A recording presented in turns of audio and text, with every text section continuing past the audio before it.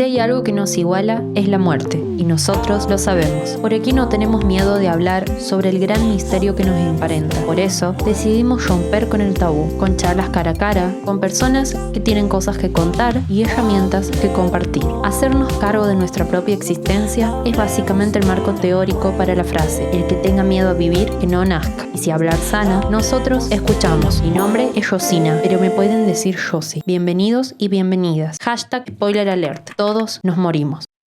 Ya vuelvo, papá. Rueguen que rinda bien, dijo Amelia Morales. El 8 de junio de 1983 salió antes de lo previsto de su casa porque tenía examen. Tenía 21 años, era estudiante de filosofía en el profesorado que funcionaba por aquellos años en la Escuela Centenario, en Santiago del Estero.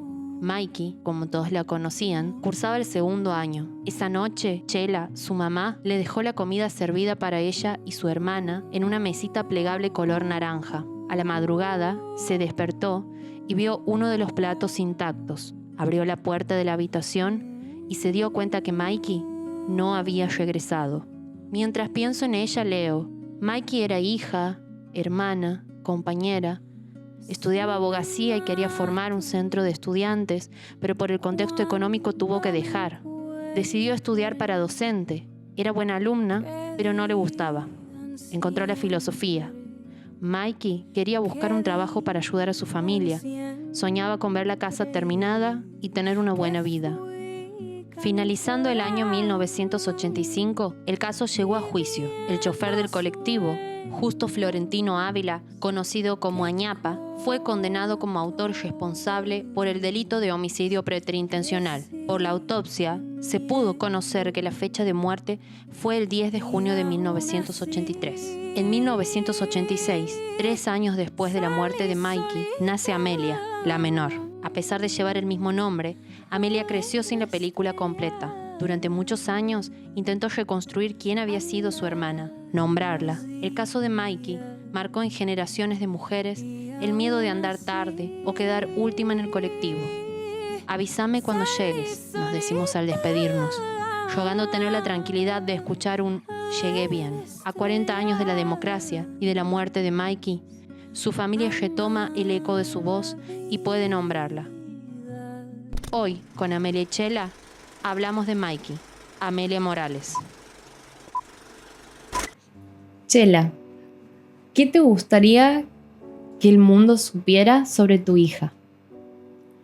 Me gustaría que el mundo se entere que ha sido una muy buena persona y que ha sido una chica llena de ilusiones, deseos de progresar, de estudiar, de realizarse como persona, y ha sido una persona cariñosa con toda su familia, respetuosa. Es lo que más me gustaría que sepas, porque se ha hablado tantas cosas que a veces no es realidad de todo, de nada de lo que se ha dicho realmente. Pero bueno, eso no se puede borrar ya. Pero de aquí en más me gustaría que eso se entere el mundo o Santiago o Argentina, sobre todo porque se difundió en toda la Argentina por medio de la televisión, por todos los medios de comunicación. Se hizo muchísimo daño sobre lo que ella ha sido. Bien, ¿y me podrías contar cómo era tu relación con ella, o sea, de mamá e hija? Bueno, sí, te puedo contar. Ha sido como es mi primer hija, ha sido deseada, ha sido cuidada, amada por su padre y por mí. Y ha sido una chica muy cariñosa, muy ganas de ayudar a toda la familia. Por eso quería estudiar, recibirse, buscaba trabajo en el momento ese que le pasó, ella buscaba siempre, y siempre salía suplencias nomás. Trabajó en la municipalidad, en el Tribunal de Cuentas, y en otros lugares que no recuerdo bien en este momento. Siempre buscaba trabajar para ayudarnos. ¿Por qué? Porque su padre era él, como el único sostén de mi hogar, y nosotros ya éramos 6 personas que había que hacer estudiar a sus hermanos y a ella, y no alcanzaba también. Claro, me imagino. Era difícil.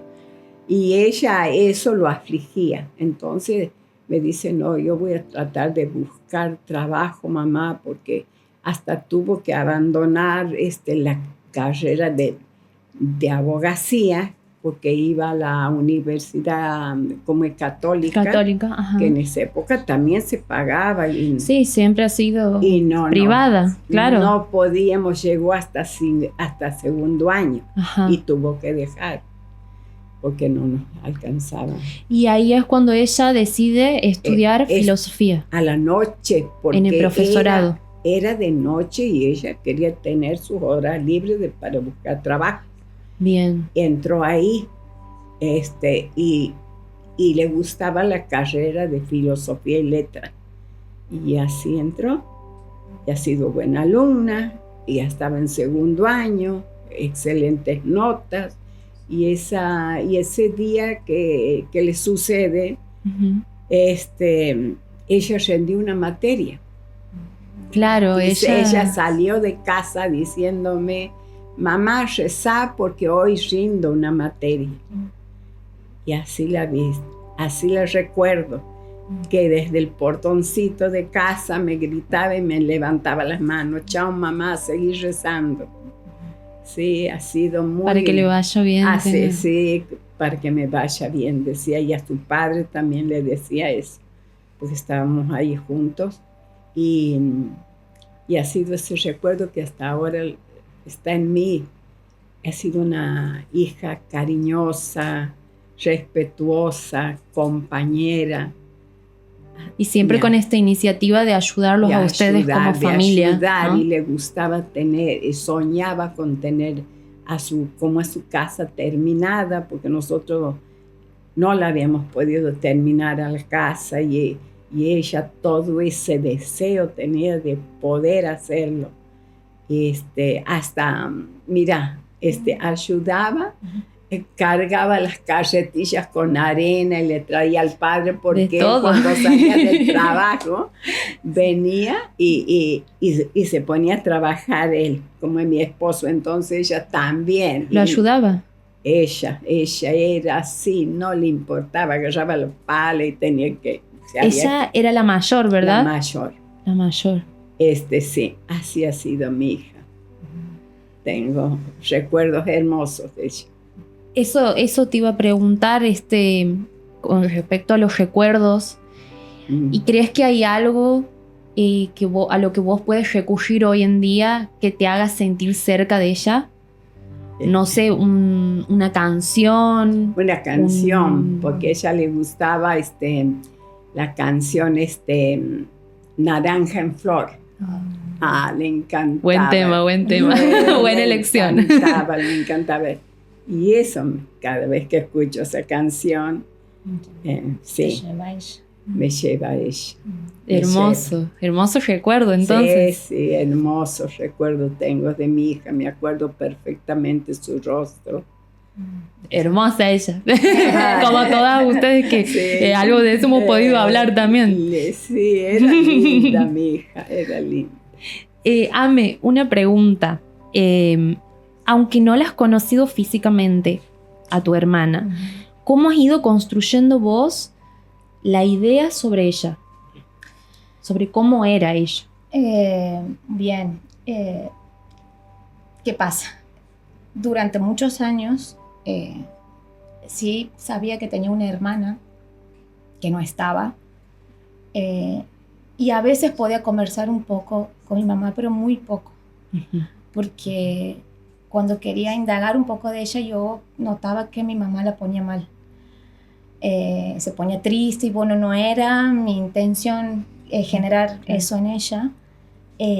Recién he podido tener una idea completa de ella o conocer, no sé si completa, pero conocer más de ella a partir de la primera charla familiar que hemos tenido a raíz de la entrevista que nos hizo Lu, mi amiga Lucano. Escucharlos a cada uno contar cómo les recordaba, más allá del suceso de su muerte. Y bueno, esto, ahora escucharla a mi mamá, ahora de contar cómo era ella, sus aspiraciones, también escucharlos a mis hermanos que la han podido conocer, saber, por ejemplo, a través de la palabra de Daisy, de mi hermana, de que la imagen de ella que tiene, como nos recuerda de una persona muy tenaz, la recuerda como alguien muy inteligente y con mucha aspiración, como recién decía mi mamá, con muchas aspiraciones. Después, por ejemplo, con Gustavo, que él tenía los recuerdos de que le divertía que sus hermanas, Mikey y Daisy, les enseñaban a bailar temas de Bee Gees, los ponían en el disco. Entonces le queda esa imagen a él, ese recuerdo de que ella era alegre, que le gustaba bailar. Entonces, eso y la buena música. Y la buena música, Buen por gusto. supuesto. He podido ir reconstruyendo esa imagen de ella, conocerla a través del relato de ellos. Y que ha sido muy sanador, porque sí sentía esa necesidad. Yo como que tenía fotos, o sea, como que no tenía el relato completo. Claro, tenías como recortes. Exacto. Y también un poco, muy poco, lo que había logrado conversar con mi hermano, con Lito, que bueno, él no ha participado de la charla físicamente, porque, bueno, ha fallecido un tiempo antes de la entrevista, falleció. Pero por lo que algo que había podido conversar con él era que, bueno, sus curiosidades o inquietudes políticas, que las conversaba con él. Él tenía como esa afinidad. Sí, esa afinidad con ella. Y él en ese momento estaba estudiando en la universidad y tenía participación política en un centro de estudiantes. Su intención era formar un centro de estudiantes en el profesorado de filosofía. Es como que se estaba interiorizando y conversaba de temas de política con él. Claro. Entonces como que he podido terminar de armar un perfil de ella a partir de esta conversación central que ha sido con la ayuda de Luciana. Claro. De a poquito armando. Sí, armándome esa una idea de quién ha sido ella. Construir un poco su identidad. Con respecto a la identidad que dices, ¿vos sientes que la historia de ella y todo esto que vos has podido armar ha influido en tu propia identidad, en cómo sos vos hoy?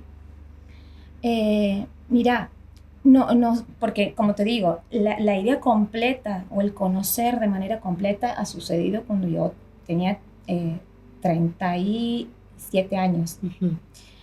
Pero lo que sí puedo decir como que ha forjado mi personalidad o como que seguramente ha tenido una incidencia en mi forma de ver las cosas, mi forma de ver la vida, ha sido esto de que ha quedado en mi familia como esta herida de la muerte trágica, violenta, y de cómo se ha desarrollado todo el proceso judicial, sí ha influido mucho en mi sentido de justicia. Bien. Entonces yo creo que en eso sí puedo sentir que hay una influencia. ¿Sí? Bien. Una pregunta para vos, Chela. Sí. Vamos a esa noche. Vos le has dejado la comida preparada para Mikey, como siempre, en la cocina. Sí. Te has acostado, has esperado que vuelva del profesorado y no volvió. O sea, te das cuenta de que no vuelve. ¿Qué es lo primero que has pensado en ese momento y qué es lo primero que hace una mamá en ese momento? Bueno, yo me desperté muy, muy temprano, porque había que levantar temprano por las actividades que tenía que hacer en la casa. Y Y lo primero que hago es ir a la cocina, visto como todo. Y miro la mesita que había dejado yo ahí la comida y veo intacta. Digo, ¿qué pasa? Me voy a ver en el dormitorio y no estaba. Entonces lo llamo a mi esposo y le digo, mira Raúl, no está la Mikey, no sé qué pasa. Y ahí inmediatamente fuimos a la tercera que nos quedaba cerquita de casa, porque yo en esa época vivía en el barrio Cabildo. Entonces hemos acudido ahí a la policía, pero la policía no nos quiso recibir ninguna denuncia, diciendo que no, que a lo mejor se ha ido con el noviecito, que o se ha ido con una amiga, y que no se podía recibir en esa época ninguna denuncia hasta que no pase 24 horas Claro, de la por ahí, desaparición. esas representaciones sociales Sí. que hay, sí. Sí. Y bueno, no nos recibieron, empezamos a buscarla, a hablar con las amigas.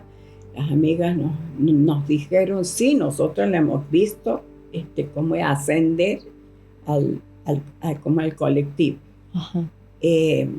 Y atestiguaron cuando han hecho la reconstrucción del hecho. Ellas atestiguaron, era una chica que era como monja, Ajá. que vivía en las Doroteas. Ella era de esa orden. Y había otra chica que se llamaba también Olguita y que vivía en el sur. Vino del sur a estudiar aquí, no sé por qué, no sé. Las amigas de Mikey. De Mikey. Vinieron juntas porque la parada del ómnibus que ellas tomaban para ir a la banda quedaba frente a donde tomaba Mikey, el de ella, el colectivo de ella. Claro, entonces siempre se veían, Siempre se podían despedir. se acompañaban y se veían. Y ellas atestiguaron de que ellas, como la vieron ascender a Mikey, y adentro del colectivo estaba el chofer y dos personas masculinas. Y bueno, y así fue. Y la seguimos buscando, la policía no nos ayudaba, no querían ayudarnos para nada, no pusieron móviles, menos mal de que mi hermana tenía auto y ella nos prestó el auto para salir a patrullar. Y así buscábamos nosotros, sin ayuda de la policía, sin a nadie quien nos acompañe. Claro, se han tenido solamente que mover ustedes, un trabajo que tenían que hacer ellos. Nosotros. Y muchas veces, parece mentira lo que te voy a decir, pero vos sabes que cuando íbamos al súper, porque había que ir a comprar cosas, y veíamos a gente que nos seguían, muchas veces, sobre todo mujeres que nos seguían. Y esa época había un súper en la calle como Avellaneda, que no recuerdo cómo se llamaba. El Oriente, no es el mismo, ¿no?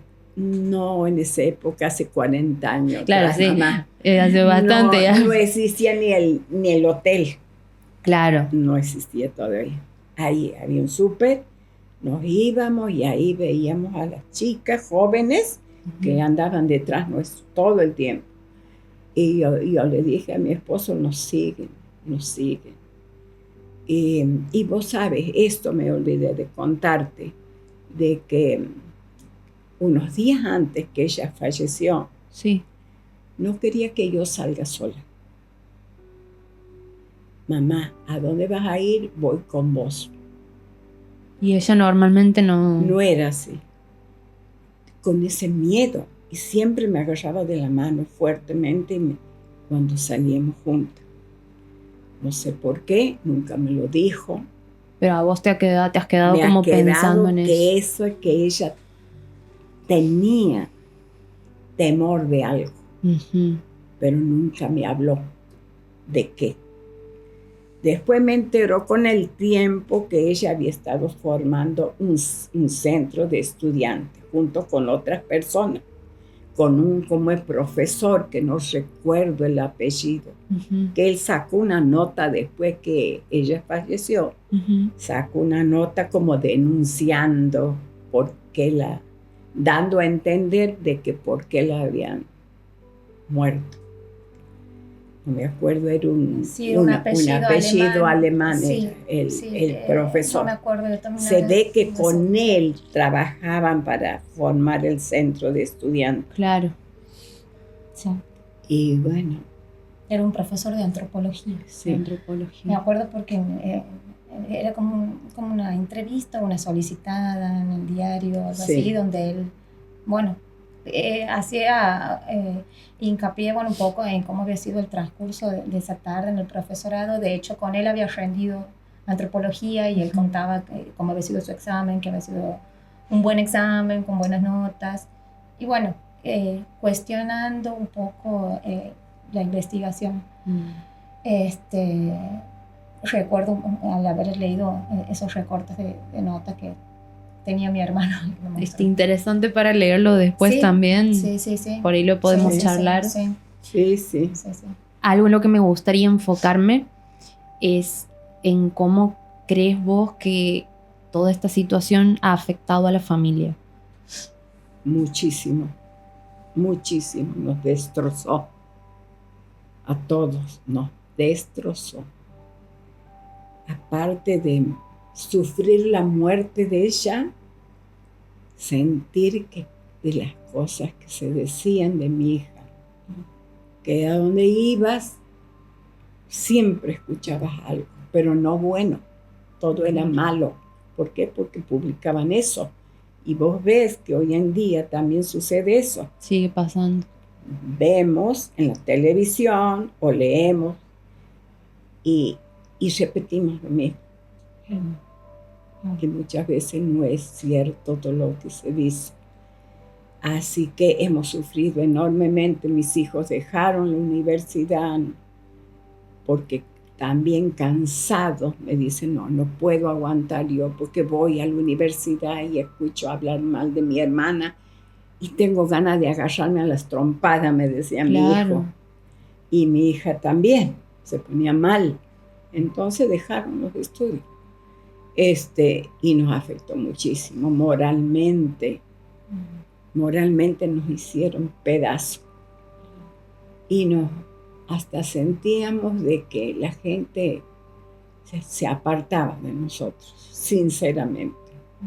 Teniendo por ahí prejuicios o por estas ideas. Por esas ideas de pensar de que mi hija ha hecho algo malo, y que por eso, sin conocer bien el contexto. El contexto. Sí, lamentablemente es algo que sigue sucediendo hoy en día. Sí.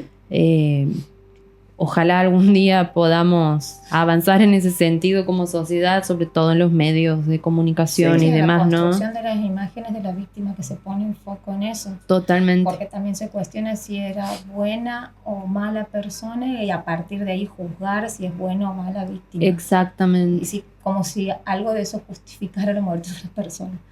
Y una muerte encima tan violenta, trágica, claro, tan violenta. Y mis hijos sufrieron,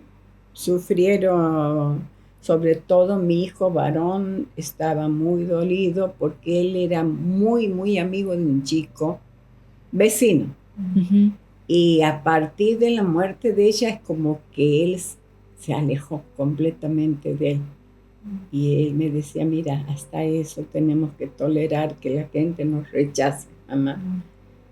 Y estuvo muy mal, cayó en un estado depresivo tremendo mi hijo.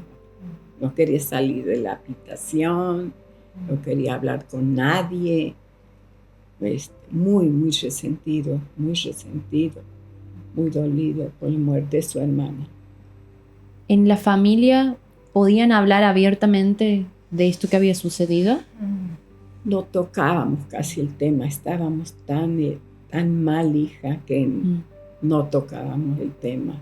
Tratamos de evitar, porque hablar era como volver a abrir esa herida peor todavía. Claro. ¿Entiendes? eso pasó. Y sienten que a partir de recién contabas vos de tu amiga que has podido trabajar con Luciana Cano, que ha hecho una crónica muy hermosa sobre el caso y también la muestra fotográfica. ¿Sienten que cuando se han tenido que reunir esa primera vez como familia, a hablar, después de cuántos años, 40 años, Sí. 40 años. ¿sienten que ha producido algún cambio positivo en ese sentido? Sí, Sí, para mí sí. sí, para mí Sí. también. De hecho, También. la entrevista ha sido un tiempo antes, unos meses antes del aniversario de Mikey, que yo tengo en la memoria que cada vez que se acercaba esa fecha, yo ya sabía que estaba cerca porque mi mamá notaba el ánimo de ella, de mamá. Sabía que le pesaba. Y ese aniversario, el siguiente a la entrevista, ha sido diferente. Que de hecho lo he charlado con ella, que notaba como que había sido con más calma, con más tranquilidad, con más paz. Ha sido muy importante para nosotros como familia poder sentarnos a hablar por primera vez después de 40 años, y gracias a Lu, porque ha sido una idea de ella para honrar su memoria, para honrar la memoria de Mike. Yo creo que la amistad con Lu ha sido algo muy especial en la vida de mi familia, ha sido como un regalo en la vida nuestra, de poder sentarnos a hablar de cada uno, como te decía, escuchar a cada uno cómo la recuerda a ella y también cómo cada uno ha podido transitar ese proceso de muerte, cómo ha podido, con las herramientas que ha tenido, y cómo la muerte de ella ha dejado esquirlas en la vida de cada uno. Y sin dudas, o sea, para mí, que yo no le he conocido, pero que me he criado con ese dolor que se respiraba en la casa. En la casa se respiraba el dolor. O sea, era tan notorio que me ha marcado. Cómo a partir de eso ha habido como una transformación en la familia, ¿no? Y de poder hablar de ella, recordarla de otra manera, y a poder hablar y preguntar sin miedos. Claro, ponerlo en palabras. Exactamente. ¿No? Y bueno, yo he podido entender, gracias con la ayuda también de mi terapeuta, que bueno, que como que el duelo había estado en pausa por todos estos años. Y a partir de ahí he podido entender la importancia de hablar, de no banalizar la muerte, de que, bueno, no pasa, alguien muere, es doloroso, bueno, pero la vida hay que seguir. No. Es un proceso. La importancia de transitarlo al dolor, de poder hablar de eso, de poder expresar nuestras emociones, y la importancia también no solo de poder decirlo, sino también tener del otro lado esa escucha empática, y también contar con herramientas, ¿no? Yo, volviendo en el tiempo y al contexto en el que ha ocurrido la muerte de mi hermana, que no vivíamos en democracia todavía, y obviamente en ese momento cada uno ha hecho lo que ha podido también, porque tampoco estaba como, no quiero decirlo naturalizado, pero sí no estaba como, no era usual acudir a la terapia psicológica. Claro, no se hablaba de eso No como se una hablaba herramienta. Y que de hecho también, si me pongo a pensar, si hubiese existido, y al día de hoy que ya está más masificado el uso o acudir a terapia, también no sé si hubiese sido posible por el contexto socioeconómico. Porque, bueno, para ir a terapia también hay que tener plata. Tienes que tener recursos. Tienes que y ahí tenerlo, la importancia también, para mí, ¿no? Viéndolo ya, mirando años atrás y ahora, la importancia de que también el acceso a la salud mental sea público, como una política pública del Estado también, porque creo que es una herramienta muy importante para poder acompañar todos estos procesos de la muerte, que puede suceder por una enfermedad o por una cuestión natural, como estos otros tipos de muerte, que son más traumáticas. Creo que es muy importante que poner el foco en eso también, ¿no? Totalmente, sobre las todo herramientas a las hoy que en uno día. puede apelar. Sí.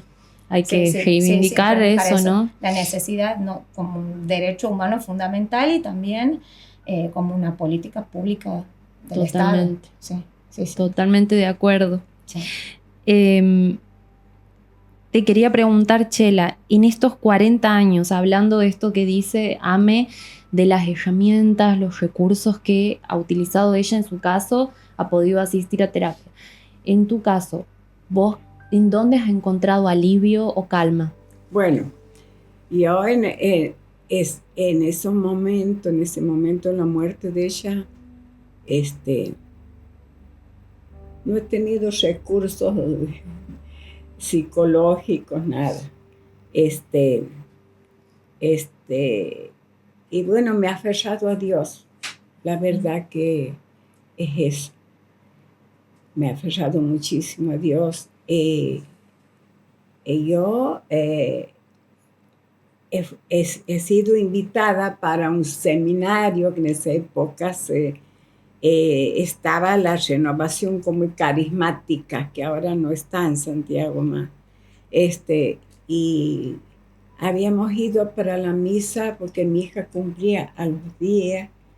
Ella falleció el 10 de junio y mi hija cumpleaños como el 1 de julio. Cumplía 22 años. Iba a cumplir 22. Iba a cumplir 22. Y nos invitaban a ir a ese seminario. No sabíamos de qué se trataba. Y cuando hemos salido de misa, le digo, haríamos bien en ir a ese seminario, le digo a mi esposo. Uh-huh. Yo también he sentido lo mismo, me dice. Vamos a ver qué es. Y fuimos, al otro día empezaba el Espíritu Santo, sobre el Espíritu Santo se hablaba. Y bueno, yo hacía noches enteras que no podía dormir. No podíamos dormir, no solo yo, todos.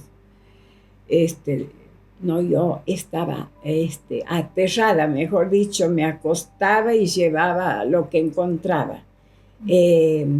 Llevaba cuchillos, llevaba martillo, ponía bajo mi almohada, porque digo, cualquier momento nos van a atacar, pues no sabemos por qué la han muerto.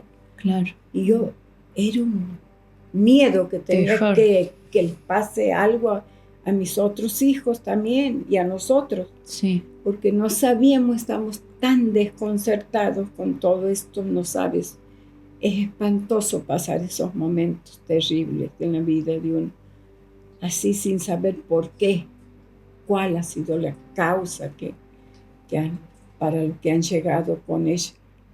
Y bueno, y entonces fuimos esa primera noche y en ese momento, cuando empezaron a hacer una canción a la invocación al Espíritu Santo, uh-huh. Yo sentí una paz tan tremenda, una cosa que no sé cómo describirla porque no se lo puede describir.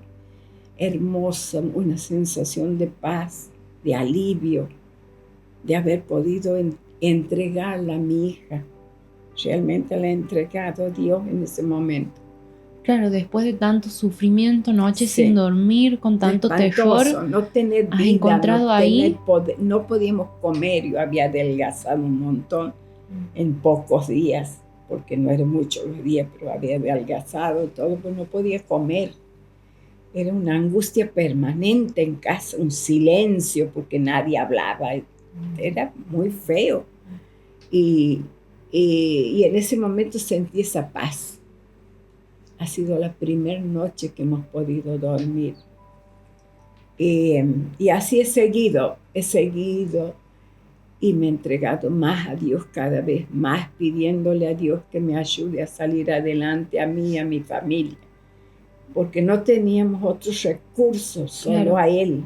Eso le iba a preguntar, en el día a día, siendo mamá, teniendo otros hijos también a cargo, teniendo que trabajar, teniendo, ¿no?, todas las presiones de la vida cotidiana, y con esta situación muy dolorosa, ¿cómo ha hecho usted para seguir adelante, no? Y así, como te digo, aferrándome a Dios, hablando con Él interiormente, hablando todo el tiempo, suplicando que me pase esa angustia, que pueda seguir adelante, que los chicos también puedan salir de ese estado.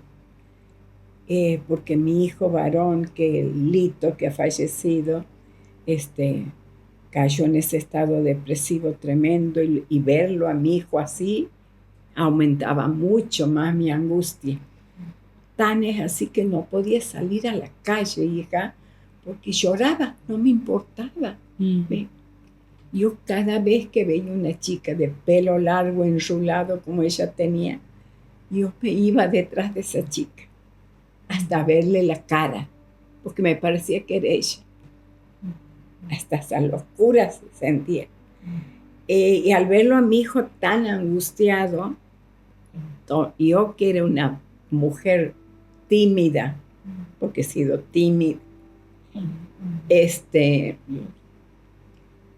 dije, no, tengo que emplear algún recurso para salvar a mi hijo. Y me fui, así sin importarme nada, me fui a la municipalidad. Pedí hablar con el intendente, no me atendió, sé porque estaba Volta, el señor Volta. Entonces, Sí, tranquilo, no pasa nada. Y no me recibió él, pero me recibió otra persona, secretario, no sé qué. Y yo ahí le supliqué, le digo, por favor, denle un trabajo a mi hijo. Y les conté lo que pasaba. Y me atendieron, escucharon mi pedido y lo nombraron. Me dice, pero en la última escala, no me importa, pero denle algo como para que se Que lo ayude a salir salir un poco, de ese sí. estado depresivo, porque si no se me está muriendo otro hijo. Y bueno, y así fue, así entró a trabajar él y mejoró porque se veía obligado a salir a cumplir con su obligación. Sí, muchas veces ayuda. Sí. Qué bueno que haya podido ser escuchado en ese momento y haya tenido efectivamente la ayuda que necesitaba su hijo. Gracias a Dios, sí. Muy bueno eso. Sí. ¿Qué palabras o gestos de las demás personas, ya sean familiares o amigos, usted cree que ayuda en esos momentos? Familiares, la única persona que, bueno, mis hermanas por supuesto, pero mi hermana en vez de ayudarme, ellas lloraban y estaban llenas de odio, y llenas de ganas de vengarse, así, no tenían paz y no me hacía bien, yo no quería escuchar llenar de odio mi corazón y desear el mal a la otra persona. Claro. Nunca ha pasado por mi mente eso, a pesar de todo.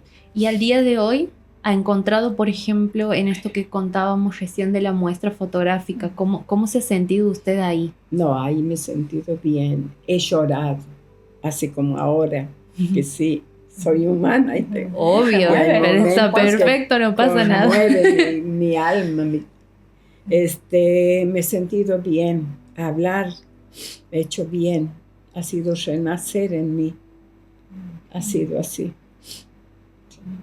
¿Y vos, Jame, cómo te has sentido en la muestra o después? ¿Qué cambios crees que te han generado? Bueno, como te digo, en la idea que yo tenía de todo esto, de la muerte de mi hermana, del dolor que se sentía en mi casa, ha habido un cambio profundo. Yo lo noto el cambio.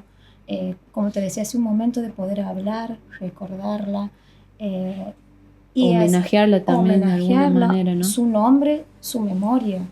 Porque es muy loco, ¿no? Han pasado 40 años, yo no le he conocido a mi hermana, pero cuando he empezado a frecuentar ciertos lugares, o la gente como que me empezaba a asociar que yo era hermana de ella, también escuchaba a veces comentarios desatinados sobre, vos sos la hermana de la chica, ay, porque tal cosa. Incluso tengo algo muy presente de una mujer contemporánea a ella, que me dice, ay, por culpa de lo que le ha pasado a tu hermano, he estado mucho tiempo sin poder salir a bailar porque mis papás no me dejaban ir a algún lado.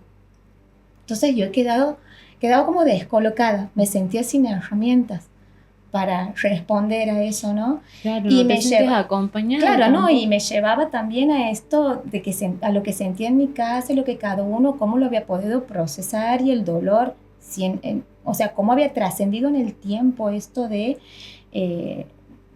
lo que se decía de ella, o el caso. Entonces, ha servido como una herramienta o como una reparación para la memoria de ella. Ha sido importantísimo, y en eso yo estoy muy agradecida con Luciana, con su empatía.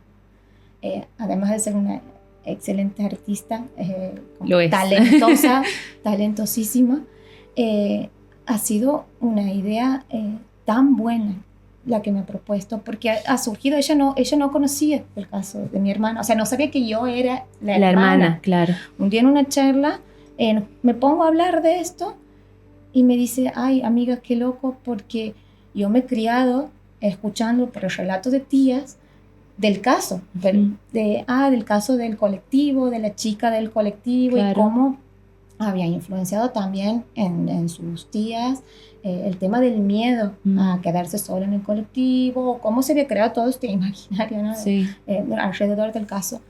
Y la propuesta de ella es decirme, no, pero tenemos que hacer algo.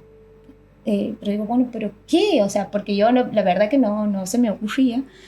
Y ella me dice, bueno, pero imagínate, me dice, se cumplen justo 40 años de la muerte de ella, coincide con los 40 años de la democracia también, algo tenemos que hacer. Esto ha sido el año pasado. Sí. El año pasado. Sí. Ha sido, la charla creo que se ha dado a principios del año pasado, en febrero, suponte. Y me dice, mira, hay muchas formas de homenajearla. Me dice, se está estilando hacer, por ejemplo, el tema del Banco Rojo. Se puede ser el lugar donde la última vez, por ejemplo, me dicen la parada del colectivo. O si no, déjame que piense, me dice. Bueno, y después me trae la propuesta de esto de hacer como un mini documental, pero con fotografía. Que bueno, un día me explicó de qué se trataba, y que se lo ha pensado y como que lo ha guionado ella para poder sacar los videos que están circulando, que creo que han quedado en el perfil de ella de Instagram, ya como historias fijas, para el aniversario de Mikey. Y ha generado un montón, o sea, no solamente el trabajo previo con las entrevistas y demás en mi familia, como te digo, sino también socialmente creo que he tenido, porque he empezado a recibir mensajes de personas que la habían conocido, que han averiguado mi número, han empezado a hacer llegar mensajes y recordándola con amor de cómo la habían conmovido todo esto. No pasa nada, tranquila. ¿Quieres tomar agüita? Tranquila, no pasa nada. Tranquila, mi amor. La verdad que sí, el trabajo de Luciana es precioso, y esto que cuentas es súper importante, cómo no se venían sintiendo acompañadas por las personas y de repente conoces una nueva amiga en el trabajo, ¿no? En el trabajo, y te tira esta propuesta hermosa. Sí, por eso te digo que Luciana ha sido un regalo. Increíble, única. Qué hermoso lo que cuentas. Es un regalo de Dios, le digo a la luz, yo siempre. Hermoso porque también esto que hablábamos recién ha servido para que todos se puedan reunir, hablar por primera vez como familia de esto que ha sucedido, que por ahí era complicado ponerlo en palabras y que cada uno lo vivía como podía, a su manera, ¿no? Que los procesos de duelo son únicos en cada persona y son totalmente subjetivos, entonces hermoso esto de poder encontrarse, y también se han encontrado con otras personas, digo, ajenas a la familia, A partir de la muestra En la muestra. Sí, en la muestra ha ido mucha gente que yo no conocía. Había un tampoco. señor que a mí ahí en la muestra, como me conmovió mucho. Un chico joven nomás, vino y me abrazó y lloraba como si hubiese sido que estaba Mikey ahí. Lloraba y me abrazaba y me pedía perdón y me decía, tantas veces cometemos injusticias, capaz que alguna vez he escuchado algo. Seguramente. Y él decía que ha sido injusto. Totalmente. Ha llorado mucho. Incluso ese chico. en la muestra también habíamos dejado un cuadernito por si alguien quería expresar algo, y también en ese cuaderno encontrar mensajes para Mikey, recordándola bien. O sea, ha sido muy reparador, sin duda. Ha sido un antes. Creo que y un vos después. has encontrado la palabra correcta, Muy ¿no? reparador, ha sido un antes y un después en la vida, y en la vida de la familia también. En la vida de la familia. En la vida de la familia. Y yo viéndole a mi mamá, bueno, yo como hija, yo sé que ella se ha aferrado mucho a Dios y que ha sido su manera de salir adelante y de sacarnos adelante a todos. Sí. No solamente con la muerte de Mikey, sino también con otras muertes que han ido sucediendo en la historia familiar. Perdón, se me ha ido la idea. Quería decirlo del cambio de vida que he visto en ella. Sí. Y puedo entender que es como que ella ha podido empezar a hacer su duelo a partir de esto. Sí, de la porque muestra. en ese tiempo yo trataba de estar bien para hacer que los demás estén bien. Sí. Y capaz que no había llegado a ser mi duelo. De Escucharte a expresar vos misma. todo, claro. Sí. Así, Muchas veces pasa eso, ¿no? En los procesos de duelo. Y se ha vuelto a repetir ahora con la muerte de mi hijo, que hace 2 años. También he tratado ese momento de estar fuerte por mis nietos que han quedado. Pero después entendí que no, que debo llorar, aunque sea solas, pero llorar, hacer el duelo por mi otro hijo. Y eso es como una liberación que uno tiene, porque esa es la palabra correcta. Te liberas, te liberas, te sientes distinta. Te liberas de todo el afecto por ahí, de la angustia, todo el temor, el horror que sentías. Lo puedes finalmente dejar ser. Siempre me ha tocado todos me dicen qué fortaleza que tienes. Totalmente. Pero lo que pasa es que cuando, muere mi hija y al tiempo muere mi esposo y después mi hijo. Y bueno, yo digo, es Dios que me sostiene. Porque he perdido también a todos mis hermanos, no tengo nadie de parte de mi familia. Y sin embargo estás aquí. Aquí estoy, por divina. Gracia de Dios. Maquillada, divina. Increíble. Sí. Bueno, para terminar de reflexionar un poco todo lo que venimos hablando, que les agradezco muchísimo su tiempo, les agradezco muchísimo de verdad por dejarnos ser parte de esta historia, poder dejarnos comunicarla. Esperemos que para el afuera llegue de la forma en la que personalmente a mí me ha llegado. Desde la primera vez que la he conocido me ha emocionado muchísimo esta historia, y me parece súper importante poder comunicar todo esto que hemos estado hablando, y sobre todo yo trato, no sé, vamos a ver si lo logro, desde un lugar de responsabilidad, ¿no? No repetir estas cuestiones que vienen pasando en los medios de comunicación cuando hay víctimas de este tipo de casos. Sí. Vamos a tratar de darle otra vuelta, y por eso hoy están aquí y les agradezco muchísimo.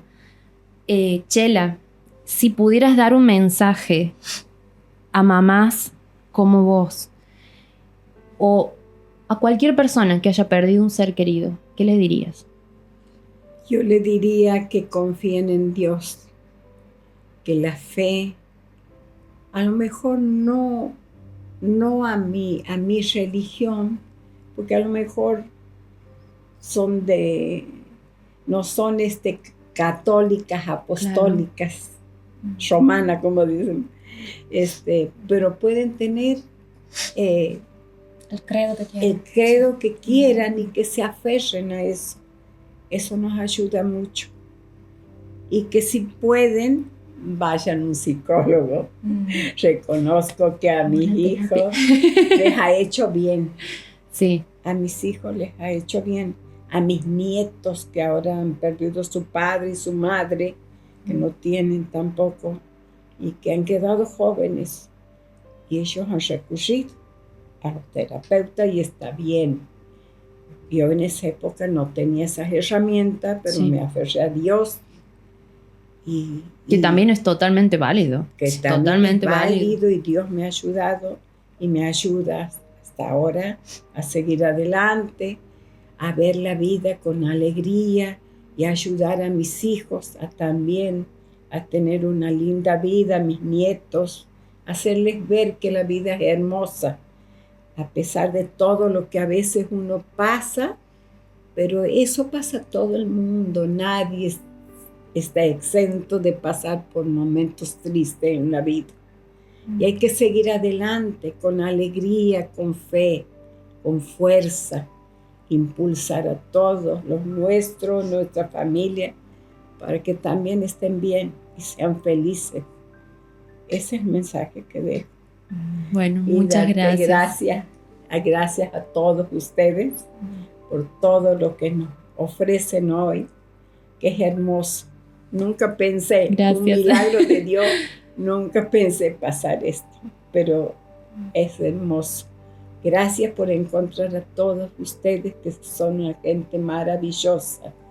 Que Dios los bendiga y Gracias, sigan Chela. haciendo muchas obras lindas como están haciendo, transmitiendo cosas hermosas que hacen bien al alma, al espíritu, que nos ayudan a salir adelante con sus palabras, con sus cariños, con todo lo que nos ofrecen, chicos que son tan jóvenes.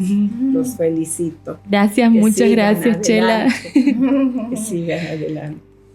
Y una última pregunta para vos, Ame, que has quedado emocionada. Pero hermosas sí, tus sí. respuestas, Ame. Si pudieras decirle algo a tu hermana Sí. hoy, ¿qué le dirías? Que estoy muy orgullosa de ser su hermana. Sí, estoy muy orgullosa, me hubiese encantado conocerla y disfrutar. Pero siento su presencia en mi vida. Sí, yo siento que hay algo de ella que habita en mí. Eso, orgullo, orgullo, orgullo.